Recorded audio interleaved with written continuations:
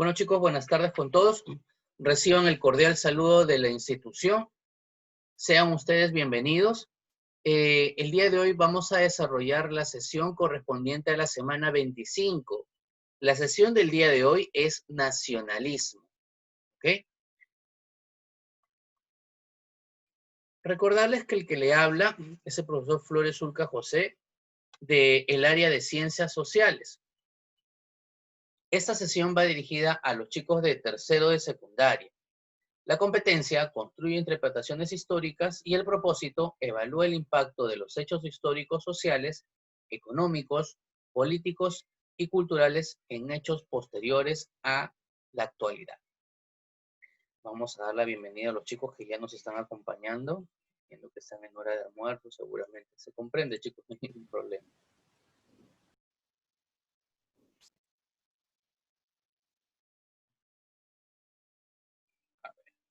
Vamos a ver el siguiente video, por favor, ¿ya? Según el eminente crítico japonés Kojin Karatani, el nacionalismo surge de la confluencia y soldadura de diversas tradiciones culturales, el liberalismo y su insistencia en la libertad, la democracia y su reivindicación de la igualdad, y, finalmente, el comunitarismo y su énfasis en la solidaridad. Los valores centrales que instituyen la nación son, pues, la libertad, la igualdad y la fraternidad. Añade Karatani que hasta el momento en que estas tradiciones no se articulan no podría hablarse de una nación, pero una vez que se sueldan conforman una unidad que es prácticamente imposible de revertir. Y la nación es el marco que hace posible la vida civilizada.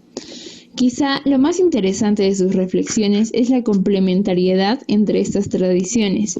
Por ejemplo, un aumento de la desigualdad económica promoverá la participación política que, en aras de la democracia y la solidaridad, impulsará una acción estatal correctiva. Si una sobreregulación asfixia la libertad, el resultado será una caída de la inversión y una crisis económica que llevará a la simplificación legislativa.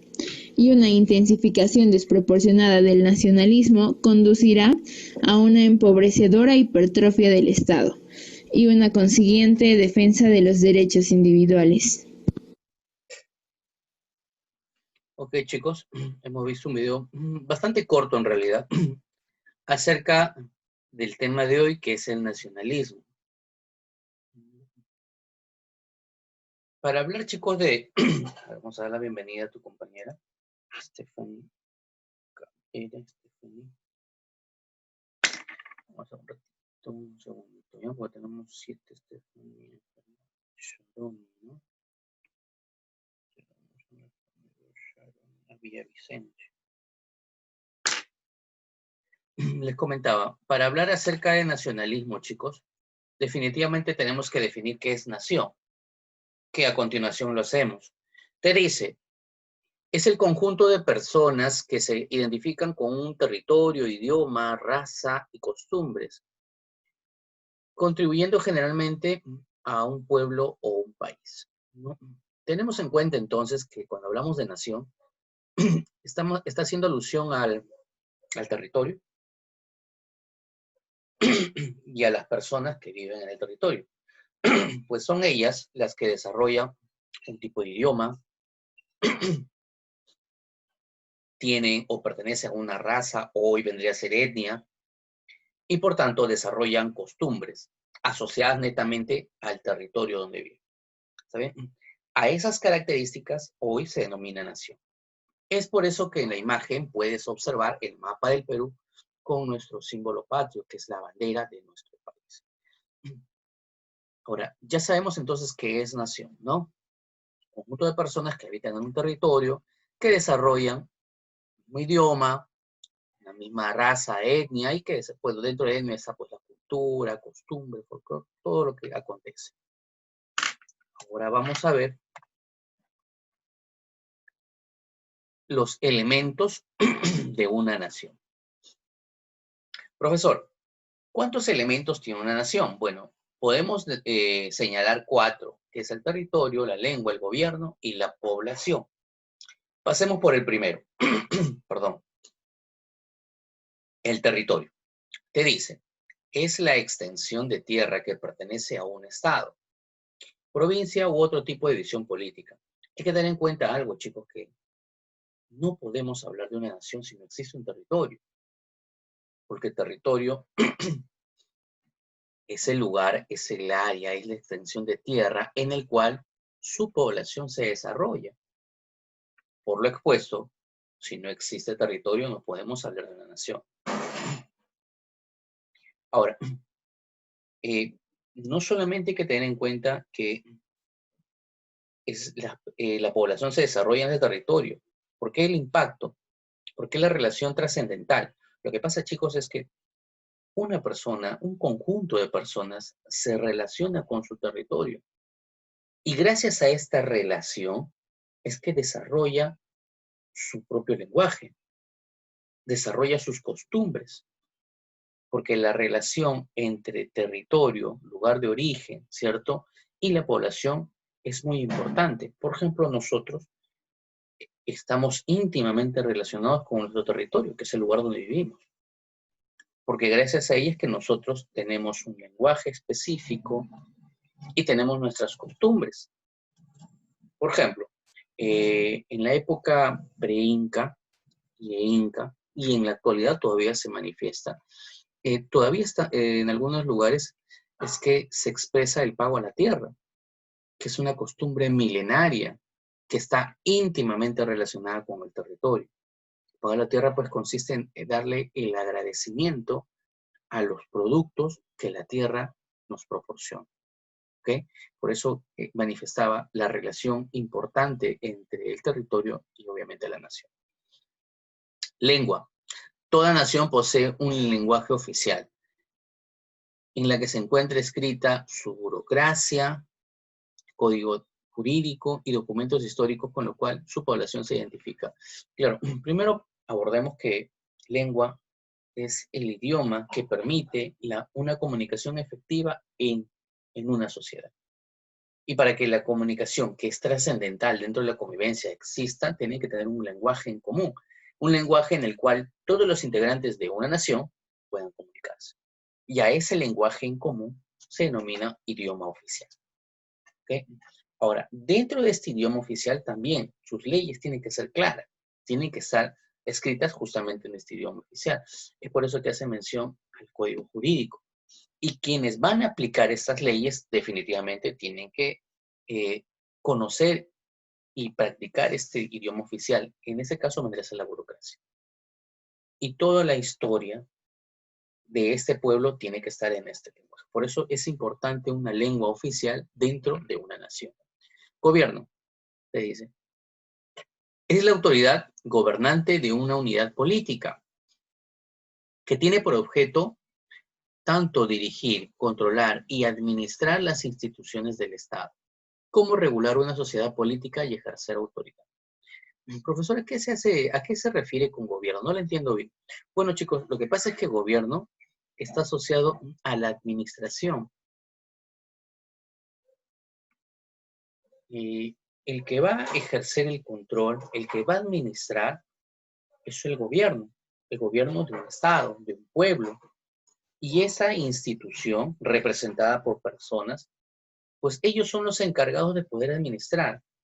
¿Qué van a administrar, profesor? Los recursos de un lugar, de un estado, de un país, por ejemplo. Entonces, el gobierno es una institución, un grupo de personas que se van a encargar de administrar los recursos de un lugar, de una sociedad. Generalmente, las personas eligen a ese grupo que los va a administrar, que los va a gobernar. ¿Por qué abordo el tema de generalmente? ¿Por qué lo pongo en manifiesto de esa forma? Porque hay lugares en los cuales existe un gobierno monárquico, gobierno republicano. En una democracia se elige a las personas que lo van a gobernar, pero todavía hay monarquías. Si bien es cierto, hay monarquías parlamentarias y demás, pero existen monarquías. Es el caso tácito de España, en el cual existe un rey y existe un presidente. El rey se encarga de las relaciones exteriores y el presidente de administrar internamente. Pero el rey no es elegido, sino es un cargo hereditario. ¿Okay? Siguiente. Otro elemento importante de la nación es la población. Te dice que son conjuntos de seres humanos que hacen vida en un determinado espacio geográfico o territorio. Claro, porque justamente la población forma parte de la nación. Es decir, que los elementos de una nación son el territorio, lengua, el gobierno y la población. Esos 4 elementos se unen y da paso a la nación. ¿Ok? ¿Y qué cosa era la nación? No te olvides que aquí tenemos la definición exacta.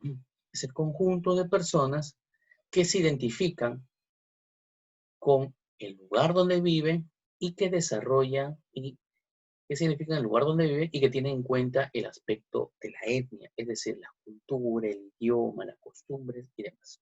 Es la identificación de la población con respecto a su territorio, al lugar donde ellos viven. A eso denominamos nación. Ahora hemos hablado de los elementos. Ahora vamos a hablar acerca del nacionalismo en sí. Definitivamente tenemos que definir nación, ya que estamos hablando de nacionalismo, que son cosas parecidas, mas no iguales, porque el nacionalismo es una teoría, una ideología política, económica, que lo vamos a desglosar en este instante. ¿Ok? Quiero mencionar también que el tema de nacionalismo se aborda de diferentes aspectos. Hay muchas personas que critican el nacionalismo porque dicen que es el exceso del cariño a la patria. Sabemos nosotros que todo en exceso hace daño, ¿no? Cuando una persona quiere el querer, perdón, a la patria es fundamental, pero todo exceso trae consecuencias que no son favorables. Abordado esto, desglosemos qué es el nacionalismo. Primero, hay que definir, hay que enmarcarlo en el tiempo, ¿no? El origen o la cronología. El nacionalismo apareció durante el siglo XVIII, correspondiente a la era de las revoluciones. Aquí podemos citar varias. Por ejemplo, la revolución industrial, la revolución burguesa, la revolución liberal y los movimientos de independencia en América.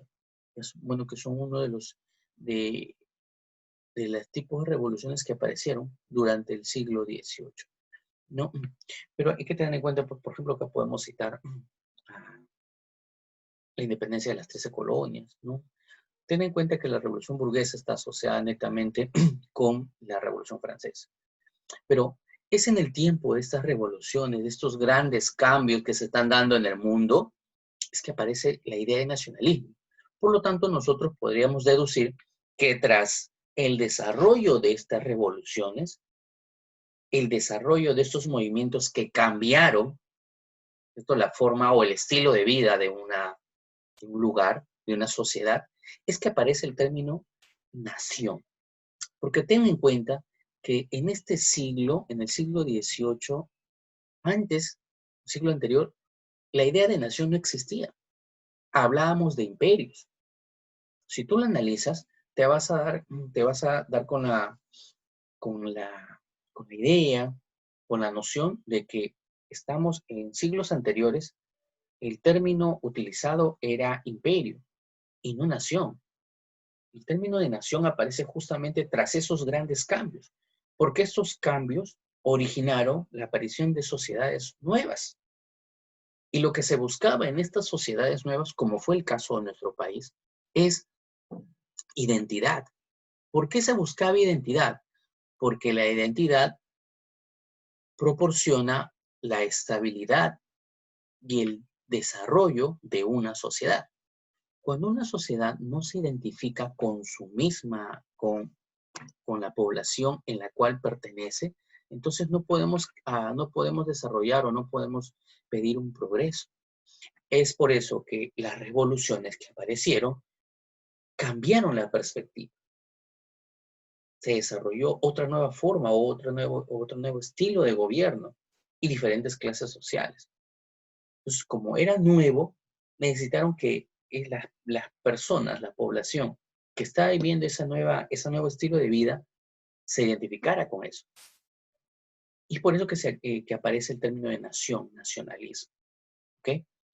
Ahora, ¿Qué es el nacionalismo en sí? Bueno, te dice que es una ideología y movimiento sociopolítico que surgió junto al concepto moderno de nación, lo que te manifestaba. Es una ideología, es un movimiento eh, social político. ¿Por qué social político? Porque es una nueva clase social que va a ejercer el gobierno. Si no recordemos, por ejemplo, en la Revolución Francesa, se da fin a un gobierno monárquico y se da luces a un gobierno republicano, que luego, obviamente, se va a transformar en un gobierno imperial, porque Napoleón Bonaparte se hace nombrar, ¿no?, como emperador. En el caso del Perú, chicos, hablamos del proceso emancipador. Hemos desarrollado en las clases anteriores justamente eso, ¿no? Y tras la independencia de nuestro país, se crea pues justamente eso, un país cuyo nombre es Perú. En el virreinato no existía todavía el Perú. Era un virreinato que estaba bajo el poder o el control de España, pero el Perú como país no existía. Tras la consolidación de la independencia es que aparece el país republicano del Perú. Y este nuevo país, como muchos que aparecieron en este tiempo, ¿no?, tenían que tener, pues, tuvieron una forma diferente de gobierno y tuvieron unas leyes que estaban asociadas a su nueva forma. Es decir, apareció el país, aparecieron nuevas leyes, nuevos gobernantes, en su gran mayoría, entonces, y nuevas clases sociales. ¿Por qué? Porque el que gobierna ya tiene mucho más poder que lo que tenía antes. Recordemos, chicos, que en el Perú los que van a ejercer el gobierno eran los criollos. Pero en la época anterior, me refiero a la forma de gobierno anterior en nuestro país, estamos hablando del virreinato, y por lógica, el que ejercía el control del gobierno era el virrey. Lo español. Así es, hijita, los españoles, el gobierno español. Y recordemos que un virrey era un español, como bien dijo Sayún, era un peninsular que había llegado a nuestro país y él es el que ejercía el gobierno. Y como nosotros podemos deducir, cuando llegaba un virrey a gobernar, entonces, ¿qué hacía el virrey? Se tenía que relacionar con gente de su confianza. Entonces, ¿qué elegía? Elegía españoles que estaban aquí o también los acompañaban a gobernar. Entonces De venía segunda mano los criollos. exactamente, hija. Entonces el virrey estaba apoyado por los peninsulares, por los españoles, y como bien dice su compañera, los criollos se quedaban hasta cierto punto al margen. Apoyaban en el gobierno, es cierto, pero no tenían el poder que lo tenían los españoles. Cuando se consolida la independencia del Creo Perú, que como dime, hijita, tuvieron de eso recelo, los criollos, de que no se así, habían identificado ni tampoco con los indios, ni tampoco con los españoles. Estaban como en el medio. exactamente, y gracias por señalarlo, Sayumi, tienes toda la razón, que y justamente es por esa, quizás podríamos denominarlo, por ese papel tibio que algunos criollos, porque otros criollos sí fueron, incluso se les considera precursores, pero algunos, la masa de los criollos que tuvieron un papel tibio en esa proclamación, fue justamente citado en las cartas que mencionamos en su momento de Bolívar, ¿no? Que le sorprendía cómo alguna población criolla no se manifestaba en favor del proceso emancipador. Pero todo este cambio trae consigo la aparición de un país, en el caso nuestro del Perú. Entonces, los criollos que no tenían el poder absoluto en la época virreinal, cuando aparece el Perú, ellos son los que ascienden y los que van a gobernar. Entonces, ellos a su vez van a formar una clase social con mayor poder. Por eso que el nacionalismo está asociado tanto, es un movimiento político, es un movimiento ideológico sociopolítico, que es una sociedad nueva la que va a administrar. ¿Ok? Que surgió junto con el concepto moderno de la nación, lo que ya mencionamos, ¿no? El nacionalismo busca crear un sentimiento de identificación en una comunidad nacional. Genera vinculación y patriotismo entre los ciudadanos de un mismo país. Eso es definitivo. Nosotros sabemos cuán importante puede ser la identidad, ¿no? La identidad es fundamental.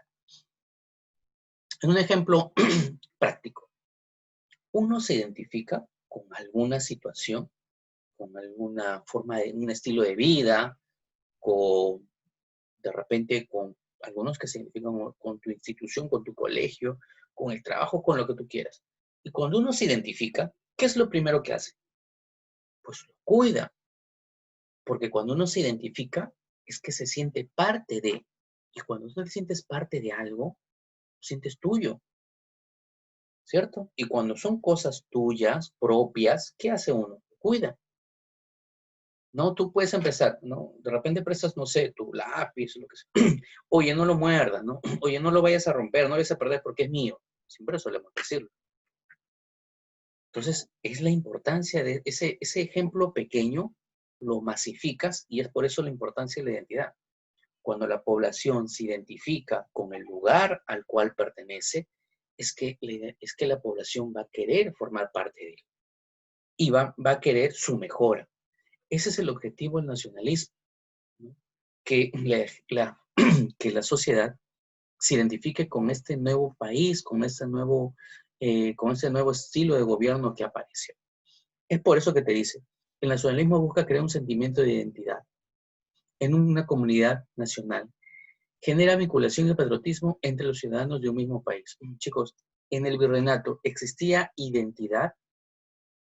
¿Podemos hablar de que la población se identificaba con el virreinato, chicos? ¿Qué opinan ustedes?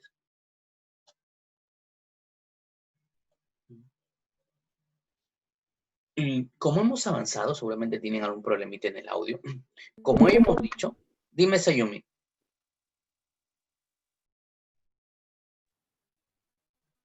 Sayumi, ¿crees que... Yo creo que sí se identificaban, pero como que no les gustaba, decidieron cambiarlo. Por eso es que entonces también. Claro, pero Sayumi, yo te pongo el conocimiento. Virreinato. ¿Quién se identificaría más con el virreinato? Recuerda que en ese tiempo hablábamos de 3 razas, ¿te acuerdas? Que era la raza blanca, la raza indígena y la raza negra. De las 3 razas, ¿quién se identificaba más con el virreinato? ¿La raza blanca, negra o la indígena? Los españoles. La raza blanca. La raza blanca. Y en el caso de la raza indígena y la raza negra, ¿cuál de ellos crees tú que se identificaría más con el virreinato? Mm, creo que las personas de piel oscura, porque ellos vinieron con los españoles. Estaban. Gracias. ¿Por qué yo abordo y hago la denominación de raza negra? Porque recuerden que en este tiempo, en el tiempo de la colonia del virreinato, que es la sesión de hoy, ¿no? Que estamos en este marco, el término adecuado era eso. Hoy sabemos que el término raza no existe. Hoy hablamos de etnias, como bien lo manifiesta Sayón. Ahora, dicho esto, regresando al punto, sí. ¿Por qué? Porque generalmente la raza negra que vinieron con los españoles, muchos de ellos nunca habían conocido la libertad y estaban relacionados con los españoles. Es más, recordemos que en el tiempo de la invasión al Tahuantinsuyo vinieron los españoles y también los esclavos. Y fueron ellos los que se enfrentaron a la raza india, es decir, a nosotros, ¿no? Nuestros descendientes, como también ahora pues tenemos, ahora es una mezcla, ¿no? Ahora tenemos mezcla de los españoles, raza negra, raza blanca y la raza india. Pero esa relación influyó en la identidad. Ahora bien, este término de identidad, como tú te darás cuenta, es muy amplio para hablar, porque a veces solamente podemos decir, nos identificamos con tal, pero analizando vemos el impacto que tiene. Por eso para el nacionalismo era muy importante la identidad, porque gracias a la identidad es que se buscaba una estabilidad de esta nueva forma de gobierno naciente, en este caso, el Perú. Vamos a avanzar un poquito.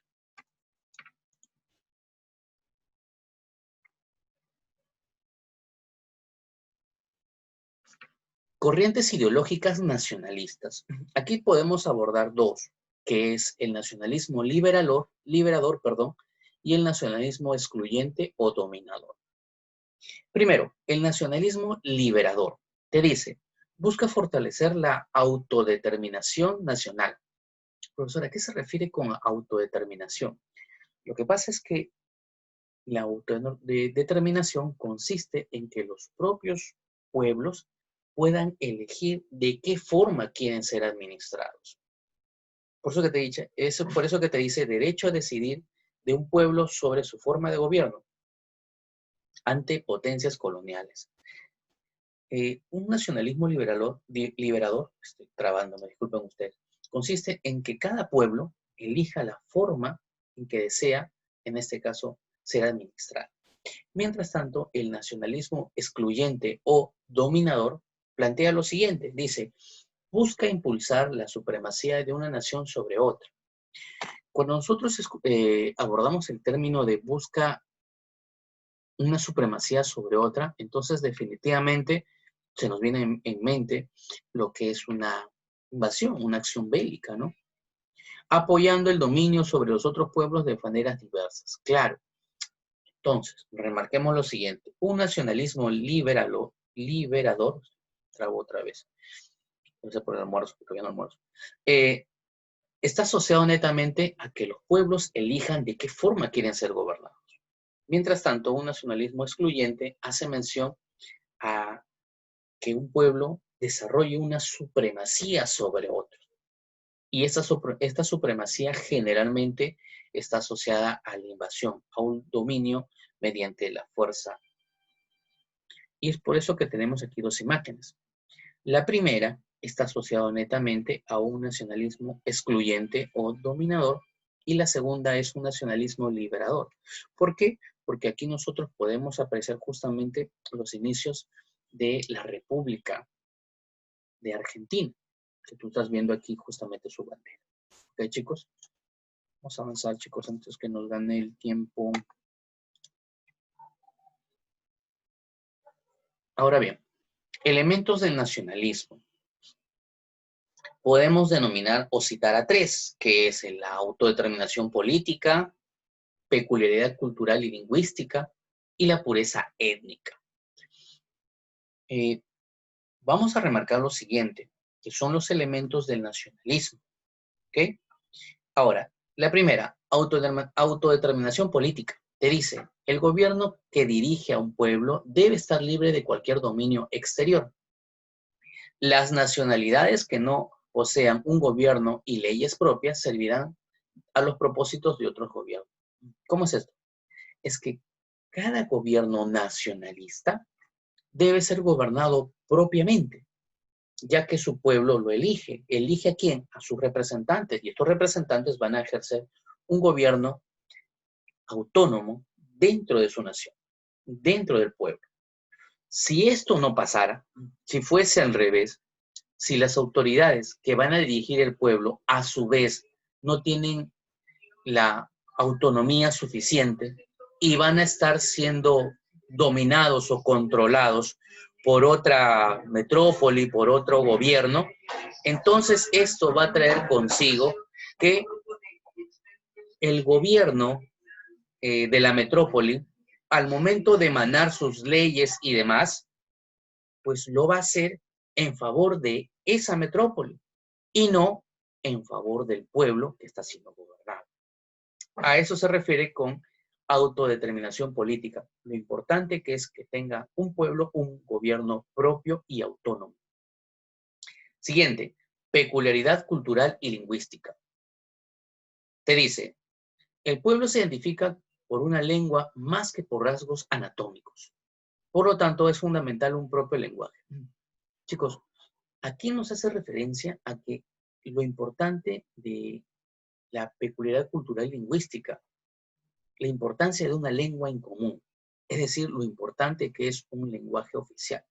Si tú analizas las cosas, vas a encontrar que cuando hablamos de un imperio, una de las obras importantes que realiza, importantes para el desarrollo del imperio, es justamente un lenguaje oficial.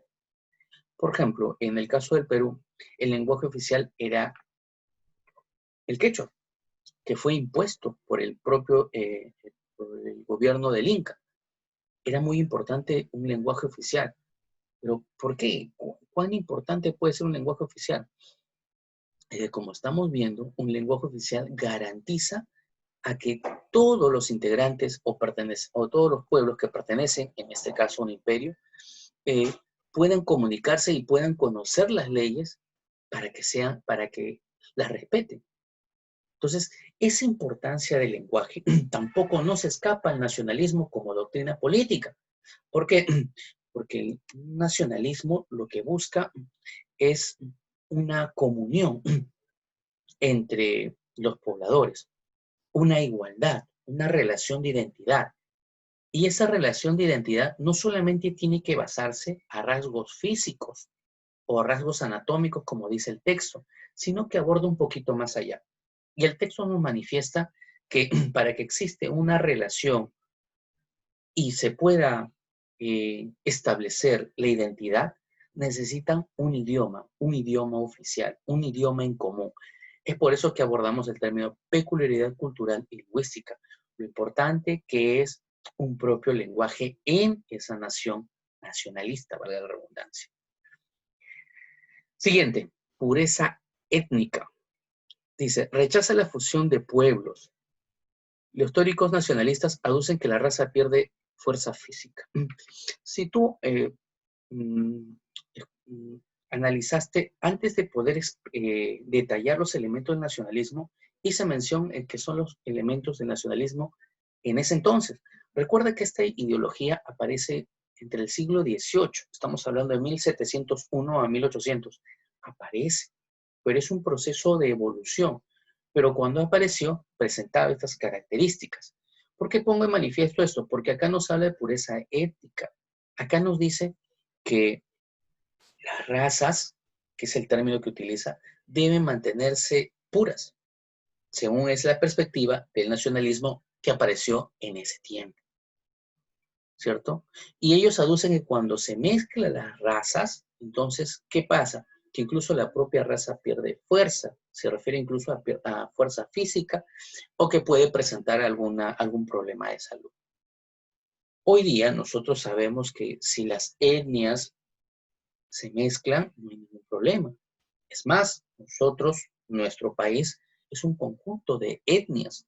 Tenemos una gran variedad cultural a nivel de etnias. Y nosotros sabemos hoy que la mezcla de estas etnias no va a dificultar un problema físico.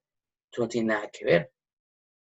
Aquí, hoy en nuestro país, en la actualidad, somos un conjunto de culturas y un conjunto de etnicidad.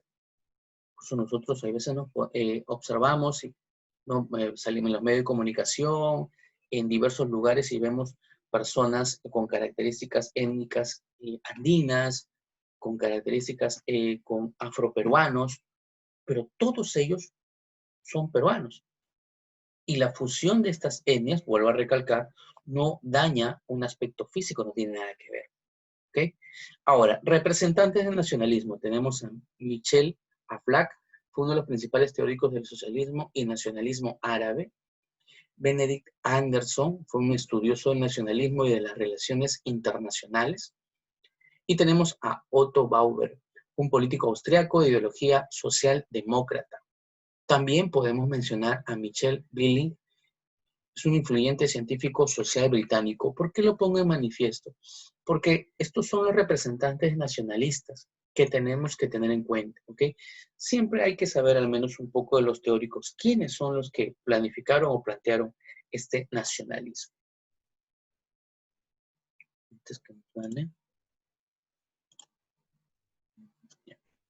Bueno, chicos, antes que se cierre la pantallita, voy a tomar la foto de la sesión del día de hoy.